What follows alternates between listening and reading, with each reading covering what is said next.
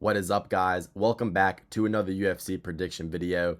This week we got UFC Noche, John Silva versus Diego Lopes in the main event.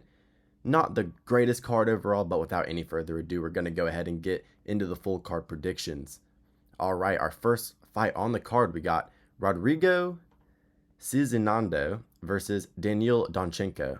This is the Ultimate Fighter fight. They threw this on the card, I'm pretty sure kind of last minute, but I'm going to be picking Daniil Donchenko. I think he's just the cleaner, more technical fighter. Now, Rodrigo, he's pretty well-rounded, so he could maybe mix in some grappling, but I think this fight predominantly is going to take place on the feet. I think that Donchenko can get a decision 29-28 in a pretty low-level fight. All right, next fight on the card, we have Alessandro Costa versus Alden Coria. Alden Coria, making his UFC debut. I'm pretty sure he fought, in Fury FC, regional fighter, but not a ton of experience at the highest level. Alessandro Costa, he's been decently inactive, but, he has a good win over Kevin Borjas, had a decently close fight with Steve Erceg.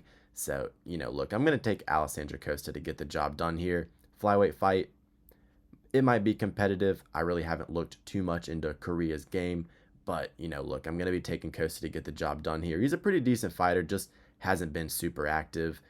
Pulled out of his last fight versus, I believe it was Matt Schnell, a few months back. So, he's probably going to bounce back in this one. Give me Costa by decision.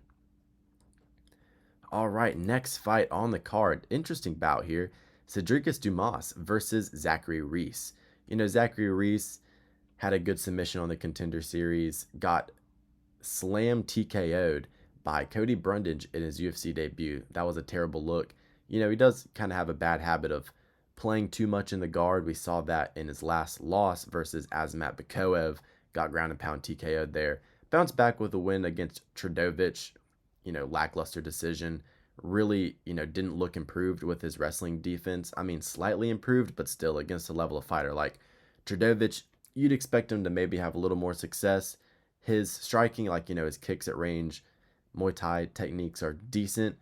Had a good TKO over Julian Marquez, but Marquez really doesn't have a chin. Cody Brundage TKO'd him in his next fight, so not the greatest win, to be honest, for Zach Reese. Cedricus Dumas, though, his only wins really are Ottoman Zaitar. That's pretty much the only fighter he's beaten in the UFC. Nursultan Butsaboyev beat him. He's been in and out of competition due to, baby mama drama, the legal issues, the deal with Cedricus Dumas. But he's coming into this one motivated because if you haven't seen, on his Twitter, he posted, he ain't doing too good in terms of, his finances. So he's looking to secure a bag in this one, at least get his win money, maybe a bonus. So he's probably going to come out with some, crash out energy. He's definitely going to be, fighting for his money. Zach Reese is the more talented fighter, but if it becomes a dogfight, I do favor Dumas just because I do think he has a little bit more grit in him. He doesn't have the natural, clean technique with his submissions or his striking like a Zach Reese does, but definitely more of a dog. I think he has a cardio advantage. He's gone the distance more often than Zach Reese. Zach Reese didn't finish Jose Medina, who was literally a punching bag in that fight. So, Zach Reese's finishing ability on the feet isn't even that great. You know what? No, surely not. I'm not going to pick Dumas. Give me Zach Reese by a close decision. Height and reach advantage. Well, not a reach advantage. He actually has a slight reach disadvantage. But, he's going to be the slightly longer fighter in this one. I think his long-rangey tools are a little bit better than Dumas. Dumas, he has decent hands and solid grappling overall, but his tit-for-tat game at range isn't great, doesn't really do super good at winning minutes. I remember in that fight versus Zaitar, he kept getting his hair pulled. That was hilarious. But give me Zach Reese to win by a close decision. All right, next fight on the card, Luis Gurule versus Jesus Aguilar. Jesus Aguilar, the only thing you can really remember about this guy is that, he's got short hands, really short arms, super short arms. What's this dude's reach? Yeah, 62.5-inch reach. Very short reach. Short, stocky fighter. Good guillotines, though, surprisingly. He has pulled off some good guillotines. I believe he subbed up, who was it? Stuart Nickel last time out in Australia. He had Tetsudo Taira in a pretty dangerous guillotine. Taira, of course, got out of that, though. We know Taira's jiu-jitsu is on another level. Luis Gurule, got absolutely chinned in his UFC debut versus Ode Osborne. But Ode Osborne has been looking improved recently, and he is a dynamic, awkward striker. Luis, he's a guy that likes to build into fights. On the Contender Series, he fought Nick Piccinini, had a really good fight there, defended the grappling against a very high-level wrestler quite well, and really put the pace on Nick Piccinini in that fight. Luis Gurule kind of reminds me of maybe a Factory X style of Sean Strickland, because he does train out of Factory X with all those guys, Alexander Hernandez, Brandon Royval. He's one of their boys. Excellent cardio, really good volume with the hands. I think he wins this fight handily. I'll take him to win by third round TKO. I think he can really wear down Aguilar. I don't think he'll entertain the grappling. I think he'll just avoid the grappling. If he could stuff some takedowns from Piccinini, I think he can stuff some takedowns from Aguilar. I think he stuffed takedowns here, marches him down, good teeps, volume with the hands, similar to Sean Strickland, and gets the job done third round TKO with just a nice combination. So yeah, give me Gurule by finish, third round. All right, next fight on the card, we have Claudio Puelles versus Joaquim Silva. I can't quite remember Joaquim Silva's last fight, but I know he had a fight with Drakkar Klose that was relatively close, no pun intended. But he kind of got succumbed to the pressure a little bit, got taken down in that fight at times, got TKO'd very badly against Arman Tsarukyan. But in terms of his kickboxing skills, he is all right. When you're talking about Drakkar Klose and Arman Tsarukyan, those are two guys who are pretty explosive wrestlers and better fighters for the most part than Claudio Puelles. And, Puelles, he's one of these BJJ guys that has absolutely no striking, decent, bag taking ability and grappling overall. But, whenever he's stuck on the feet, Faraz Ziam, Dan Hooker, he just gets absolutely minced up. Give me Joaquim Silva to win this one. Even though his defensive grappling isn't that great, on the feet, he will definitely be scoring a lot more points. And Puelles has just kind of been looking washed. He's been inactive recently. So yeah, give me Silva. Give me Silva to win via decision in this one. Oh, Lord. Here we go. The return of Jose Daniel Medina. This guy never has to win a fight, and he will continuously get these opportunities. It's quite hilarious. But yeah, the human punching bag is fighting Dusko Todorovic. Give me Dusko Todorovic to win this one. I'll take him to win by submission. I think Jose Medina just is a terrible fighter overall. He has absolutely no skills anywhere, and I swear they just put him in here out of the kindness of their hearts to give him a paycheck and let him go out there and have fun. He didn't have too much fun last time out versus Ateba Gautier, though. That was a pretty nasty one. Got minced up by Magomed Gaziasulov, Zach Reese. He doesn't have any takedowns. He doesn't have any striking. He literally doesn't have a chance against anybody in the UFC. He's not a UFC level fighter. Todorovic, don't get me wrong, he's a 50-50 level guy. Not impressive, really, but he does have decent grappling.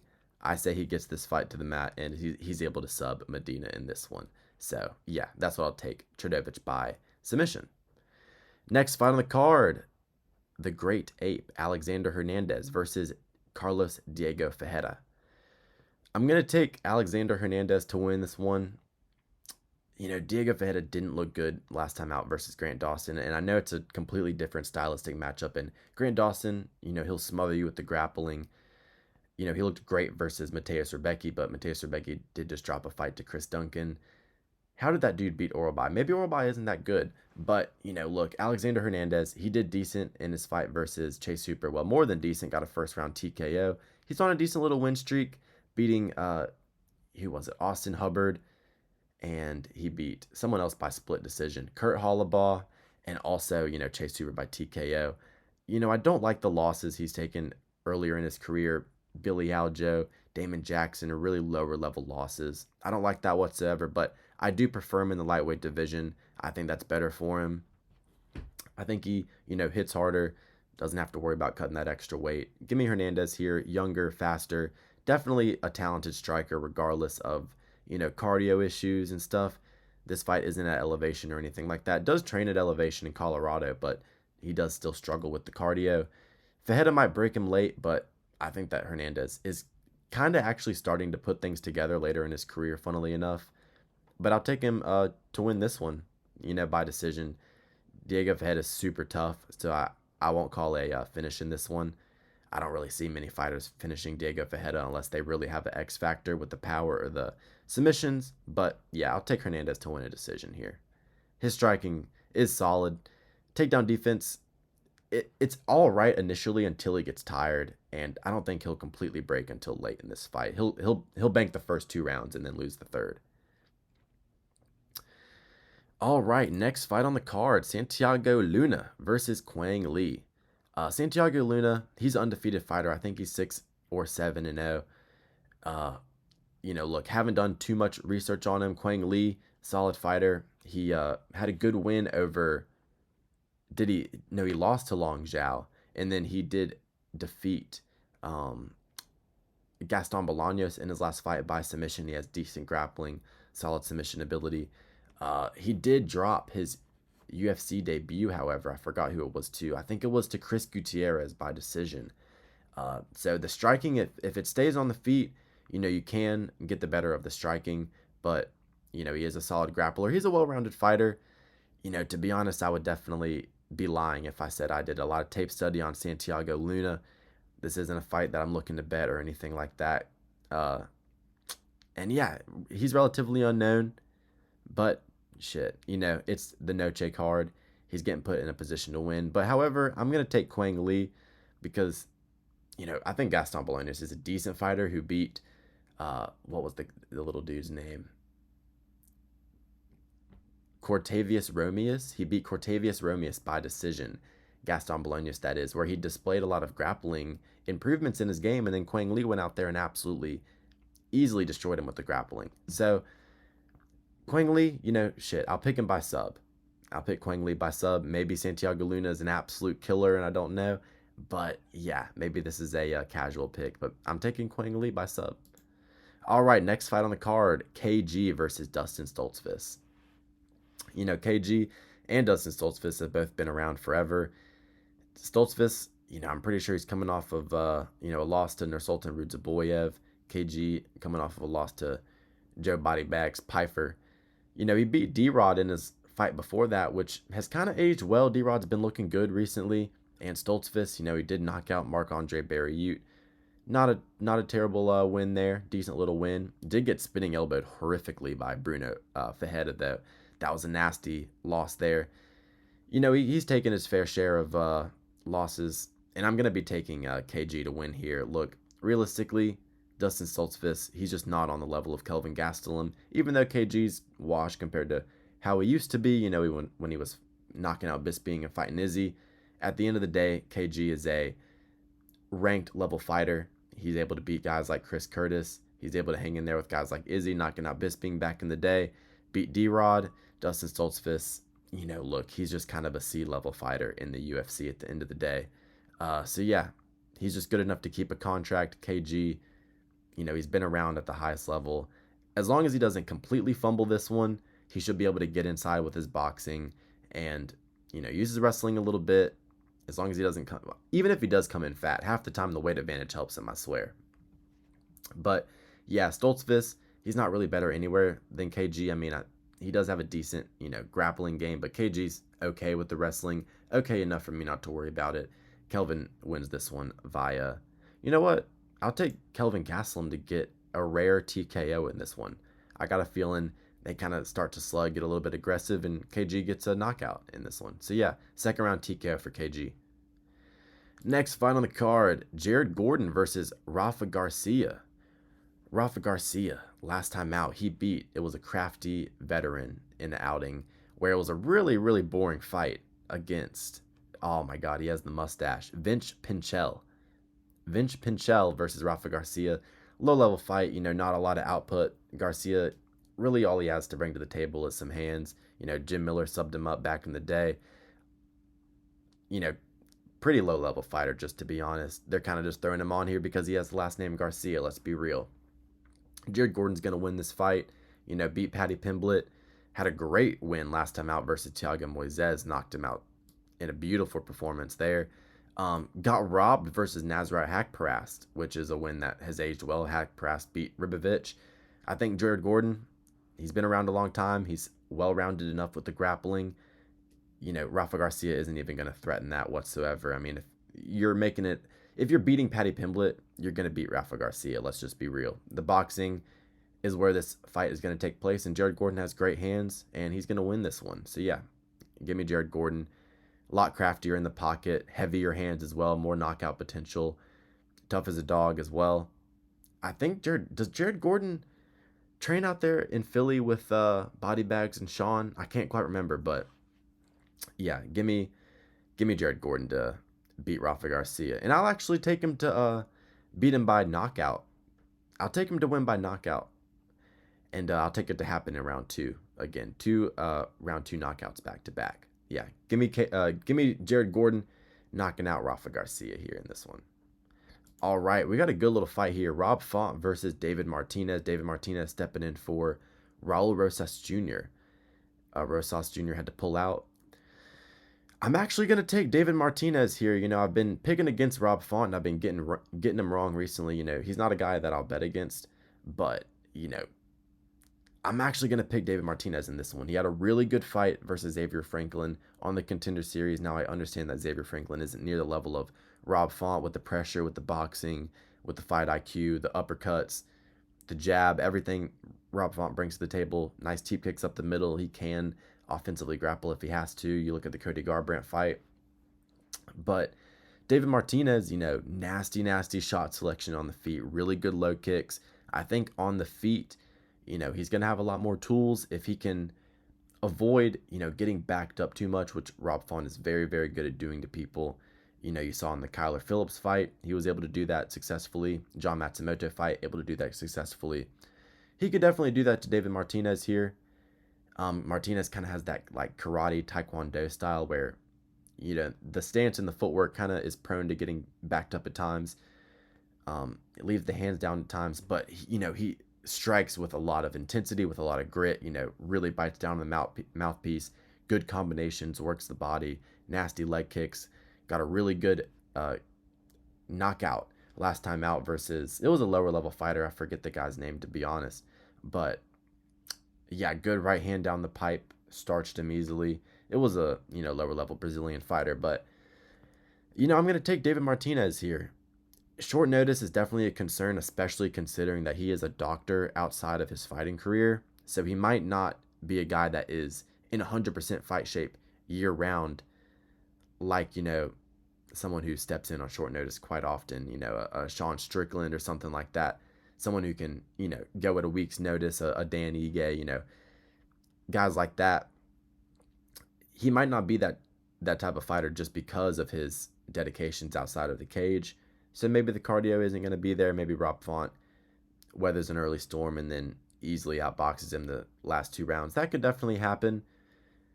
But, oh man, that's actually definitely something to consider. But I'm going to take David Martinez. I think he's a great talent. All right, next fight on the card. The main event of the evening. John Silva versus Diego Lopes. Now, the Fighting Nerds hype since April has definitely fallen off a cliff. Spring, summer, Carlos losing to Gary, and then Kyle Baralho and Rufi really looking poor over the weekend at the Paris card, both losing, Kyle by decision 50-45, and Rufi, BSD is still that guy though. BSD is still that guy. I never stopped believing him. I picked him against Renato. I still believed in him a little bit, but I thought that Rufi was really that level of talent to be able to exploit his weaknesses, but Benoit, he got the job done, but that's besides the point. Can John Silva be the only fighting nerd that stays undefeated? I don't know, man, because it's not looking good for him, and, maybe mentally that might play a small factor, maybe a little tiny bit of a confidence drop off for John Silva, but I highly doubt that. He doesn't seem like the type of guy who really even thinks that deeply. John Silva, he's an absolute dog. I mean, he barks on his way to the cage. He barks over his opponents. And, don't get me wrong, Diego Lopes, he's a great fighter as well, but I'm going to be taking John Silva to win this fight by knockout in the second round. Look, when you're getting your head spun back by a unk status Volkanovski, and don't get me wrong, Volk's the GOAT, but Diego Lopes is just not that impressive to me. I've never been super high on him.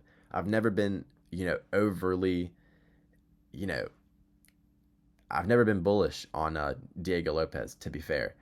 I've always kind of had my skepticisms. Even in the Brian Ortega fight, I didn't bet him in that fight. I was kind of like, he'll probably win a close decision, which he won a dominant decision in that fight, but I confidently picked Volkanovski to school him. Chewing the lead leg, snapping the jab. Volkanovski went to work in that fight. Don't get me wrong, Diego Lopes, he had his little moment in the second round and a little bit in the fourth, but look, that was a Volkanovski that was 100% nowhere near his prime. Way slower, more fragile. The footwork was not as sharp. And Diego Lopes got handled in that fight. And you look back at Diego Lopes's record, I mean, it's not super impressive. And John Silva has like pretty freaking solid wins and, kind of underrated wins. You look back at both of their careers. Diego Lopes, I'm pretty sure his first UFC, under the UFC banner fight was against Joe Anderson Brito on the Contender Series. He lost that fight. Gets a short notice opportunity against Movsar Evloev, loses that fight. And then he beats a couple of guys that just really aren't high level, a 14th, 15th ranked Sadiq Youssef, Gavin Tucker. The Pat Sabatini win is solid, but, he kind of just clipped him with a clean, fast shot there. And he's never really had to display a good skill set over the course of 15 minutes, over the course of 25 minutes. And even when he's gone in there against higher level competition, like a Dan Ige, he hasn't looked like a world beater. That Dan Ige fight, he lost the third round, didn't look too good in the third round of that fight, kind of just won the first two rounds off of pressure and pace. And then in the Brian Ortega fight, look, I've never really highly rated Brian Ortega either. And we've seen Ortega, how much he's fallen off a cliff recently. So I don't really even rate that win super highly. Nothing that Diego Lopes is, nothing that he's ever done has really truly impressed me, which is why I didn't pick him to beat the fucking GOAT Volk. I get why people picked him, but come on now. Really, that light of a resume, we're picking him against fucking Volk, who only lost to the two greatest fucking fighters to ever basically walk to earth, to Coria and Islam. But look, that's besides the point. Lopes got handled in that fight. I think John Silva's the more naturally talented fighter. Diego Lopes, he's got good uppercuts, good hooks. He's got good pocket boxing, good power. He's very, very fast. Good calf kicks where, I could see him having some success with that in this fight. John Silva does stand very, wide, doesn't check kicks, kind of goes in there with a lack of respect for whatever you're throwing at him. I could see the calf of John Silva getting chewed up a little bit. He kind of tries to pretend like it doesn't hurt him, and then second round it does start to bother him. Third round it really starts to bother him. So hopefully he actually addresses that. I think he will. Even though he seems like he doesn't fight with the game plan most of the time, I think it's mainly because he just doesn't respect what his opponents are throwing back at him, and he knows he has a massive skill advantage over them. I like the Drew Dober win, displayed a lot of creativity in that fight with the spinning elbows. He's got a good kicking game, and also 2 wins on his resume for me that are solid and kind of underrated. The Kevin Vallejos win on the Contender Series, that's a pretty freaking solid win. Undefeated fighter. He's only lost to John Silva.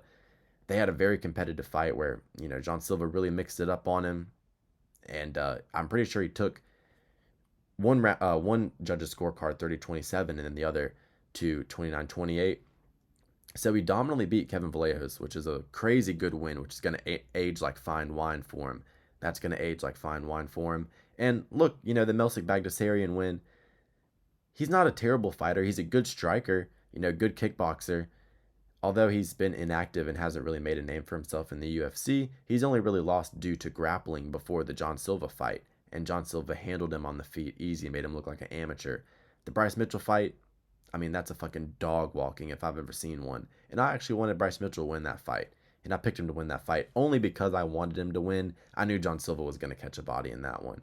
But Look, I think John Silva, he's the more talented counter striker. He's not going to be fucking with his throat from the, car accident or whatever it was. I don't like seeing ticks in fighters. Dair Nurgaze blinking all over the place. Diego Lopes scratching his fucking neck. DP brushing the hair, pulling up the shorts. I don't like ticks that distract you from what you need to be doing. John Silva, I think he has better cardio. After the first and second round, Diego Lopes really has nothing to offer. I think John Silva, if he needs to extend this fight, he'll be the one having more success late. Even though Diego Lopes does hit like a truck, I think John Silva even has a power advantage.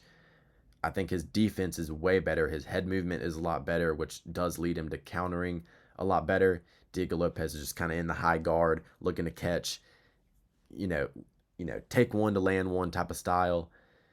Gene Silva, implements high kicks a lot more, elbows a lot more, very damaging techniques. But yeah, at the end of the day, John Silva, even if Diego Lopes tries to grapple in this one, we saw what happened to Bryce Mitchell. I wouldn't be surprised if something similar happens to Diego Lopes in this one. And look, Diego Lopes, he got out grappled multiple times in his career by Brito, by Volk.